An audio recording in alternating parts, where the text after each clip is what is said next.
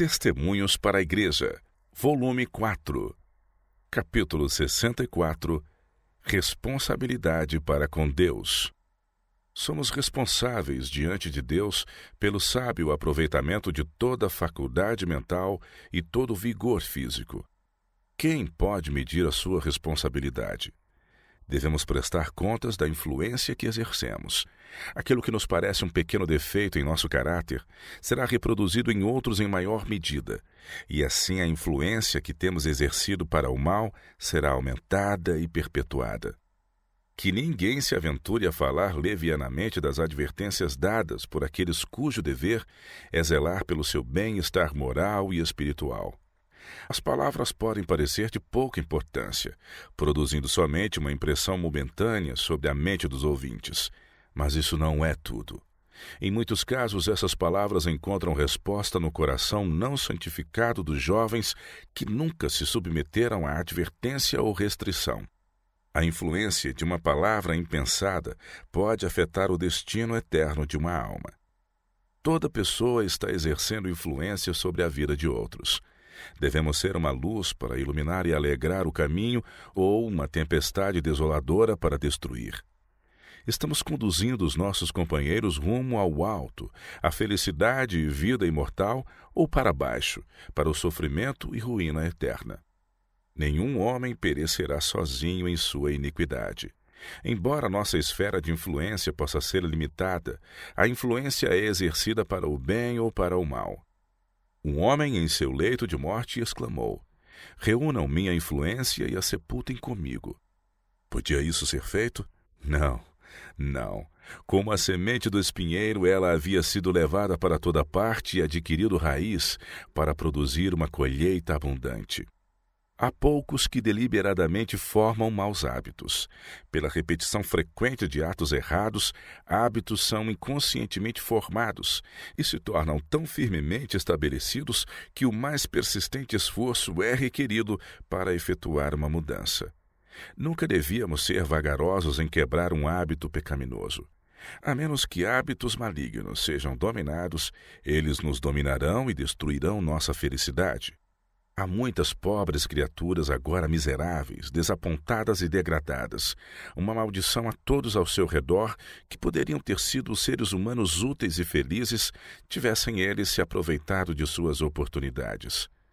Muitos jovens desperdiçam as preciosas horas da vida com fantasias inúteis. Tais pessoas não têm muita força de caráter nem de princípio. Muitos se deixam levar por toda mudança de circunstância. Estão sempre procurando outros em busca de simpatia, dependendo futilmente de outros para a felicidade. Todos os que assim procedem naufragarão suas esperanças para esta vida e para a vida futura. Os jovens que são colocados noutro convívio podem fazer dele uma bênção ou maldição. Podem edificar, abençoar e fortalecer uns aos outros, melhorando em conduta, disposição e conhecimento. Ou, ao permitir se tornarem descuidosos e infiéis, poderão apenas exercer influência desmoralizadora. Jesus será o ajudador de todos os que depositam a sua confiança nele. Aqueles que estão ligados a Cristo têm felicidade à sua disposição. Seguem o caminho onde o seu Salvador conduz. Por sua causa crucificam o eu com as afeições e concupiscências.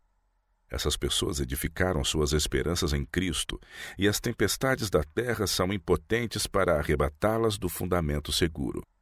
Depende de vocês, moços e moças, se tornarem pessoas de confiança, integridade e verdadeira utilidade. Devem estar prontos e resolutos para assumirem posição pelo que é correto, sob todas as circunstâncias. Não podemos levar nossos hábitos errados conosco para o céu, e a menos que os vençamos aqui, eles nos fecharão à habitação dos justos. Os hábitos maus, quando encontram oposição, oferecem a mais vigorosa resistência, mas se a luta é mantida com energia e perseverança, eles podem ser vencidos. A fim de formar hábitos corretos, devemos buscar a companhia de pessoas de moral íntegra e influência religiosa. Devemos constantemente ter em mente que podemos estar nos qualificando para habitar as cortes celestiais.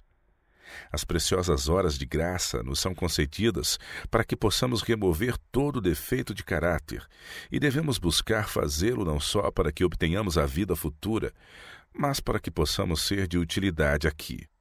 Moços e moças devem considerar um bom caráter como um capital de maior valor do que ouro, prata ou ações. Não serão afetados por pânico e fracassos e produzirão ricos dividendos quando as posses terrenas forem arrebatadas. Os jovens precisam de uma visão mais elevada e nobre do valor do caráter cristão. O pecado cega os olhos e contamina o coração. A integridade, a firmeza e a perseverança são qualidades que todos devem zelosamente cultivar, pois elas revestem seu possuidor de um poder irresistível, um poder que o torna forte para fazer o bem, forte para resistir ao mal, forte para suportar a adversidade. É aí que a verdadeira excelência de caráter resplandece com maior brilho. A fortaleza de caráter consiste em duas coisas: força de vontade e domínio de si mesmo. Muito jovem confunde paixão forte e desenfreada com força de caráter. O fato, porém, é que aquele que é dominado pelas paixões é um homem fraco. A genuína grandeza e nobreza do homem medem-se pela força dos sentimentos que ele subjuga, não pela dos que o dominam. O homem mais forte é aquele que, embora sensível aos maus tratos, ainda refreia a paixão e perdoa os inimigos. Tais homens são verdadeiros heróis. Muitos têm tão imperfeita ideia quanto ao que se podem tornar, que permanecerão sempre raquíticos e mesquinhos quando se aproveitassem as faculdades que Deus lhes concedeu, poderiam desenvolver caráter nobre e exercer influência de molde a ganhar almas para Cristo. Conhecimento é poder. A capacidade intelectual, porém, sem bondade de coração, é uma força para o mal. Deus nos deu as faculdades intelectuais e morais que possuímos, mas toda pessoa é, em grande medida, o arquiteto do próprio caráter. Dia a dia, a estrutura aumenta.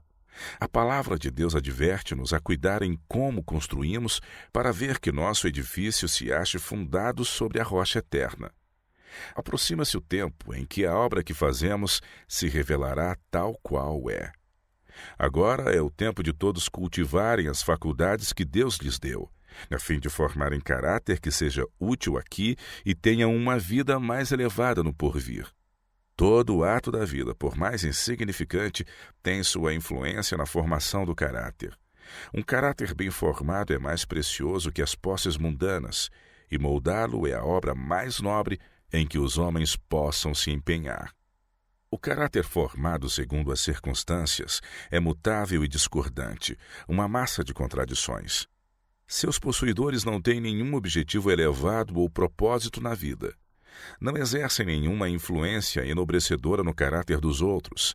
São destituídos de finalidade e de poder. O pequeno prazo de vida que nos é designado aqui deve ser sabiamente aproveitado. Deus quer que sua igreja seja viva, consagrada e ativa. Nosso povo, porém, como corporação, acha-se longe disso agora. Deus pede almas fortes, valorosas, cristãos vivos e laboriosos, que sigam um verdadeiro modelo e exerçam decidida influência em favor de Deus e do que é correto. Qual sagrado depósito, concedeu-nos o Senhor as mais importantes e solenes verdades, e devemos mostrar a influência delas sobre nossa vida e caráter.